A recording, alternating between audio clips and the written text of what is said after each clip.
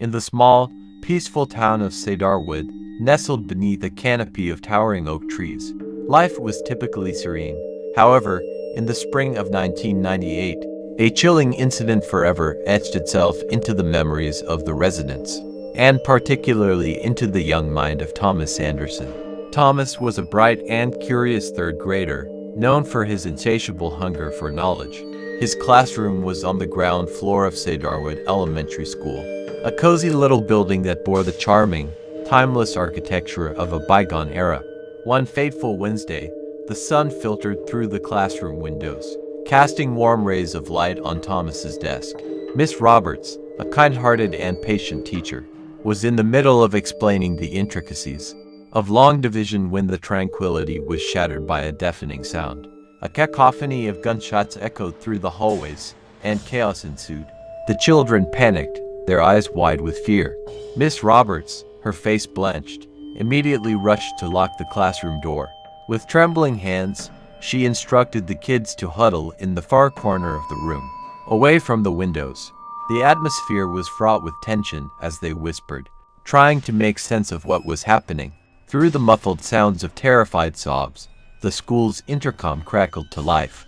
The principal's voice, strained and tense, broke through the panic. "This is Principal Reynolds," he began. "There's an emergency situation. Everyone, stay inside your classrooms, lock the doors, and stay quiet. We have called the police. They're on their way." The minutes felt like hours as Thomas and his classmates huddled together, their small hearts racing. They could hear distant footsteps in the hallway, growing closer and closer. Tears welled up in Thomas's eyes as he clung to his best friend, Sarah, who whispered comforting words into his ear. Finally, the distant sirens of police cars wailed, and the tension in the room grew taut.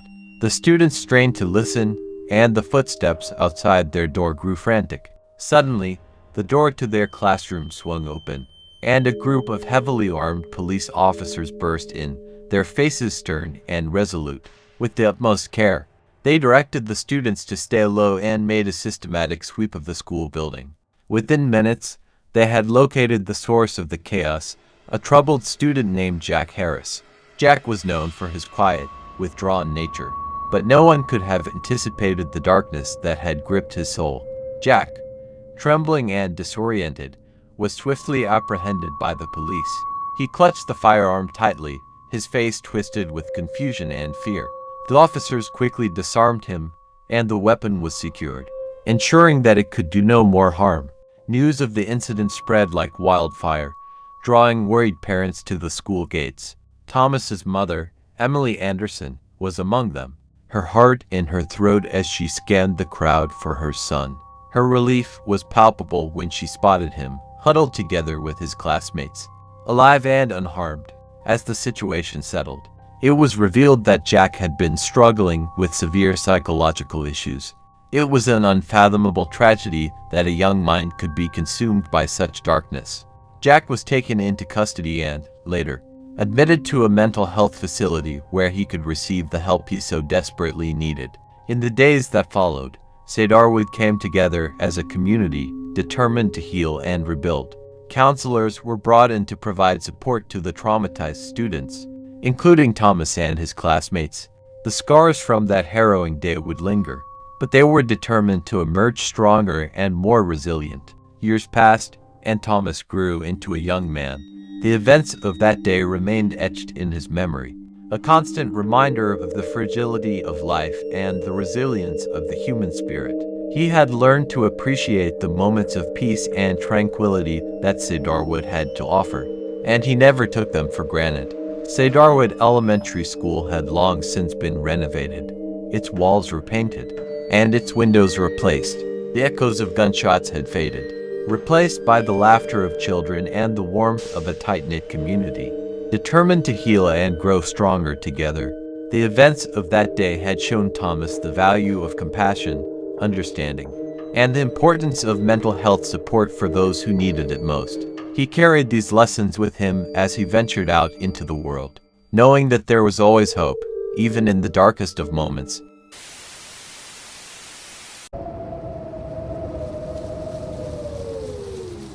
Gareth's high school, nestled in the heart of the quaint town of Evergreen Hills, was known for its peaceful ambience and close-knit community. Students often lingered in the hallways between classes, gossiping and laughing, creating a sense of camaraderie that was hard to come by elsewhere. Little did Gareth know that one ordinary day in M. building would shatter this tranquil environment and thrust him into the midst of a mystery that would haunt him for years. It was a typical Tuesday afternoon when Gareth, his friends, and fellow students gathered in the hallway, trading stories and laughter. The sun streamed in through the large windows, casting long shadows across the linoleum floors, a vibrant hub of youthful energy. The hallways were the perfect place for socializing between classes. Little did they know that this day would soon be etched in their memories for an entirely different reason. As Gareth chatted with his friends, a deafening thud echoed through the corridor, followed by gasps of shock. Turning toward the source of the commotion, Gareth's heart leaped to his throat.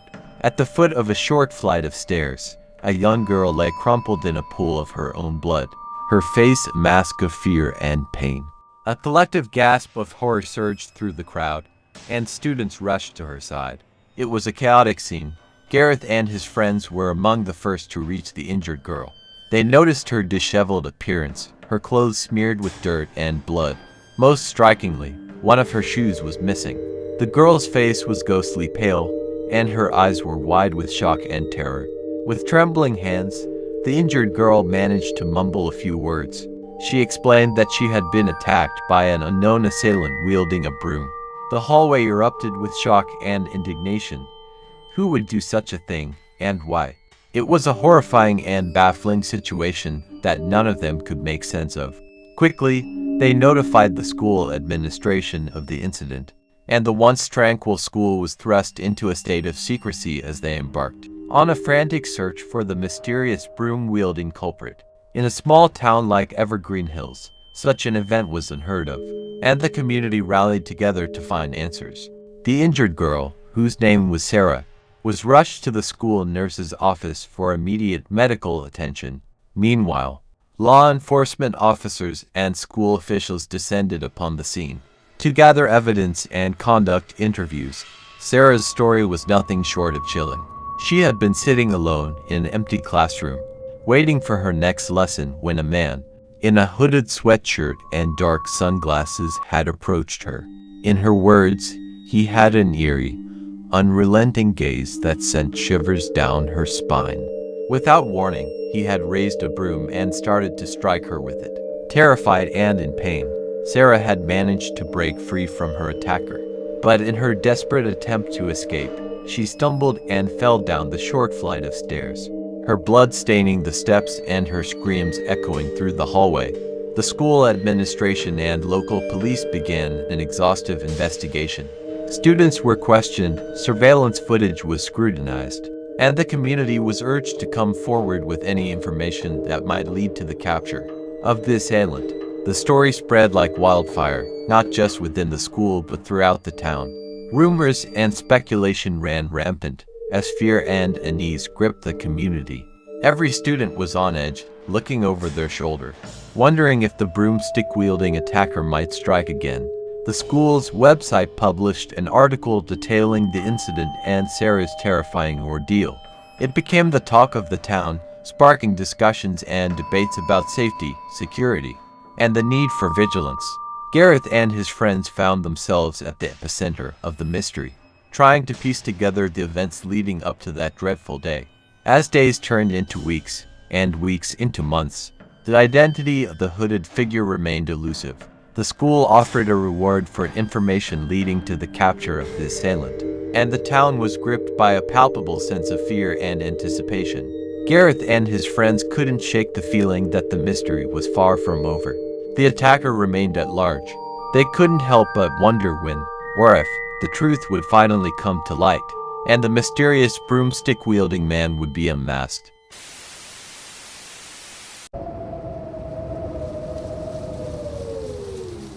In a quaint town nestled in the rolling hills of Tennessee, there stood an ordinary elementary school called Kendis Elementary. It wasn't particularly renowned, but it was a safe and pleasant place for the students. At least, that's what everyone thought until one fateful day in 5th grade. It was a crisp autumn morning when the unexpected happened. The students of Candace Elementary arrived at school, their faces painted with the excitement that only a child can muster. They filed into their classrooms, blissfully unaware that their lives were about to take a wild and inexplicable turn.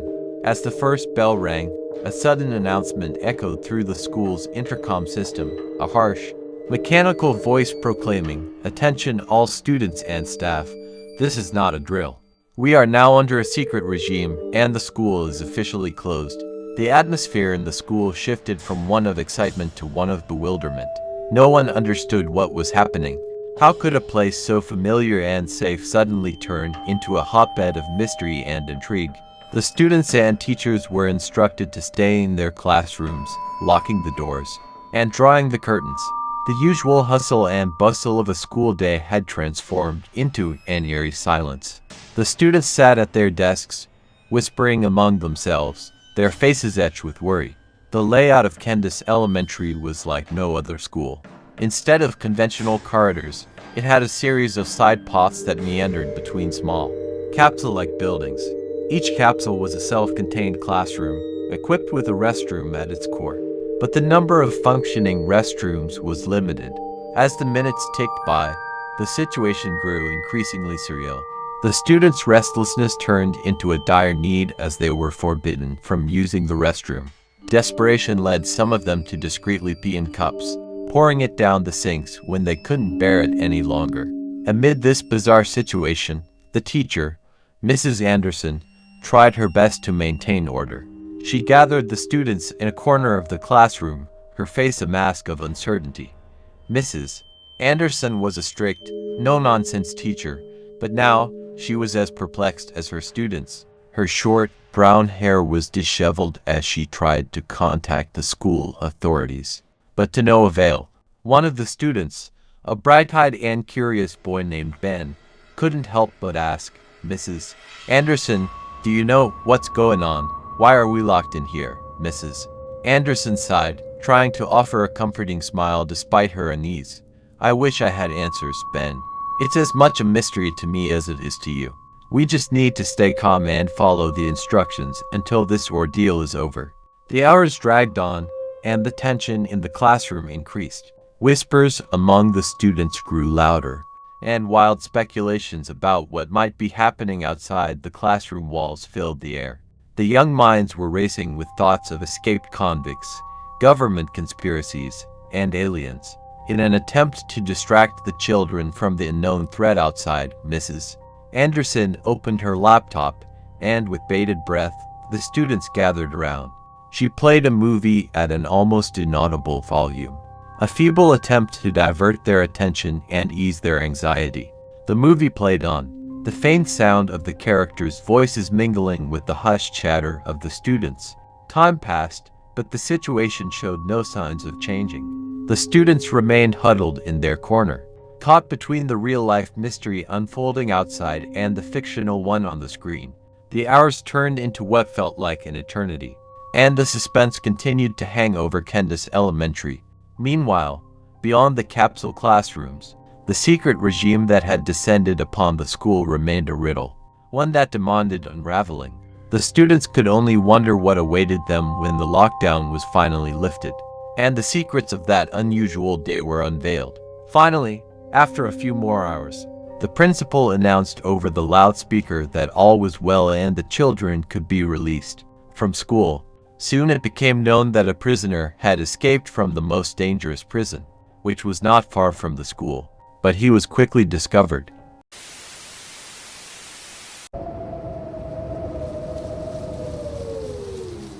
The small town of Yarrail, just outside of Austin, Texas, was known for many things, but it had never been famous for its tornadoes, at least not until that fateful day when the storm of the century swept through.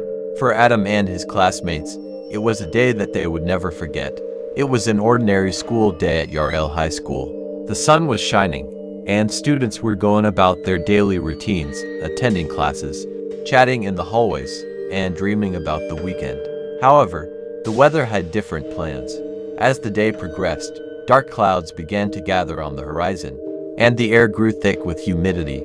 An eerie feeling descended upon the school, and students and teachers alike could sense that something was amiss. Adam, a lanky, bespectacled teenager, was in the middle of his history class when the first clap of thunder echoed through the classroom. The teacher, Mrs. Ramirez, paused mid-sentence and looked out the window, her face etched with concern. Within moments, the skies opened up, and rain poured down in torrents. The storm was escalating rapidly, and the principal made an announcement over the loudspeaker, ordering all students and staff to seek shelter immediately. It was an emergency, and everyone was to make their way to the gymnasium, which was the designated tornado shelter.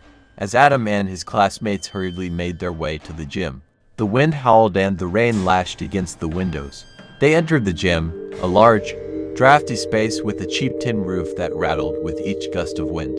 It was far from the ideal place for seeking refuge from a tornado, and Adam couldn't help but wonder why they hadn't been directed to the sturdier cement building that was attached to the gym.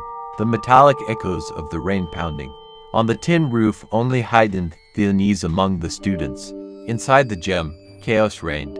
Students huddled together in small groups, some clutching their backpacks and others using them as makeshift pillows to shield themselves from the cacophony above. Teachers moved about nervously, trying to maintain an air of calm as they ushered students into the safest corners of the room. The lights flickered, and a low rumble in the distance indicated that the storm was rapidly approaching. "The key is to stay low," Mark advised, his voice shaky. "Get as close to the ground as you can and cover your heads." As the seconds turned into minutes, the wind outside intensified, and the gym's tin roof groaned under the pressure.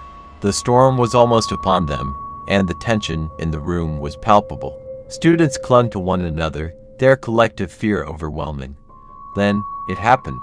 A deafening roar filled the gym, drowning out the pounding of the rain. The lights flickered once more and then went out, plunging the room into complete darkness.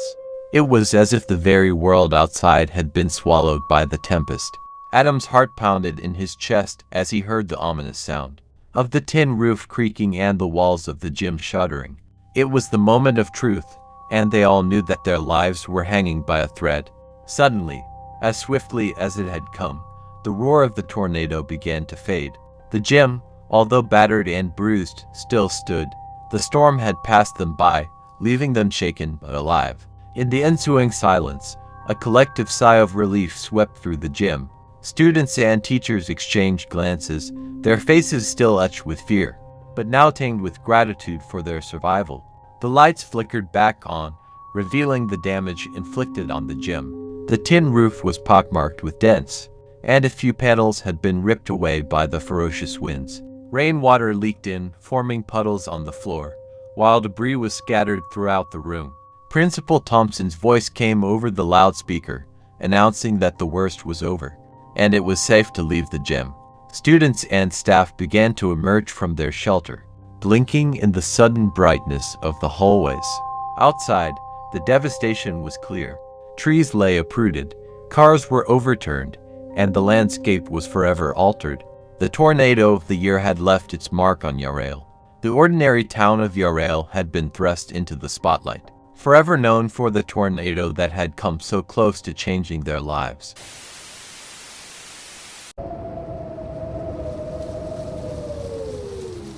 Once upon a time, in a quiet and picturesque town nestled in the heart of British Columbia, there was an elementary school named Maplewood Elementary.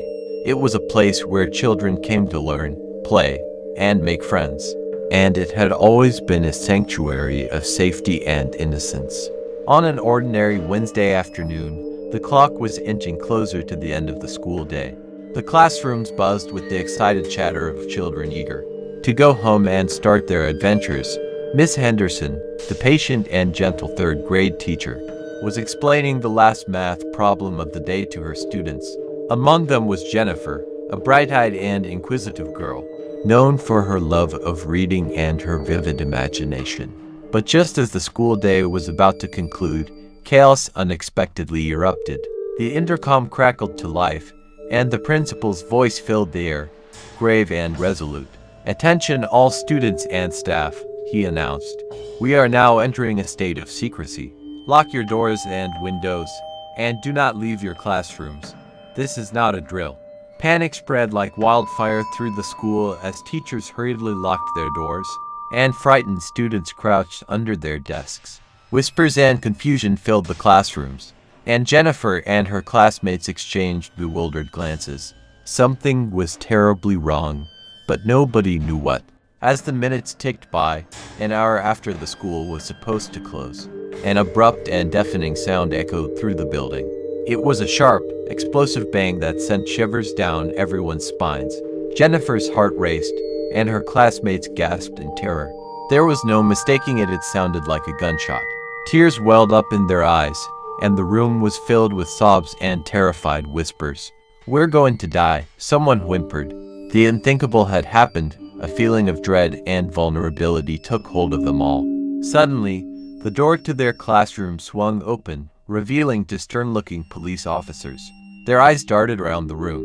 As they scanned the frightened children huddled together under their desks, one officer, Officer Rodriguez, spoke, his voice reassuring but firm. "Everyone, listen to me carefully. We're here to keep you safe. Please follow us, single file, and keep quiet." Fearful and bewildered, the children obeyed, forming a line and leaving their classroom. The sight outside was equally terrifying. There were police officers in bulky, bulletproof vests, wielding machine guns, moving with precision and urgency. It was a scene straight out of a nightmare, and Jennifer clung to her best friend, Sarah, for comfort. The officers led them through the dimly lit hallways and out of the building, where the chilling reality of the situation became apparent. The entire school, nearly 300 students, were being hurriedly escorted to safety on waiting school buses.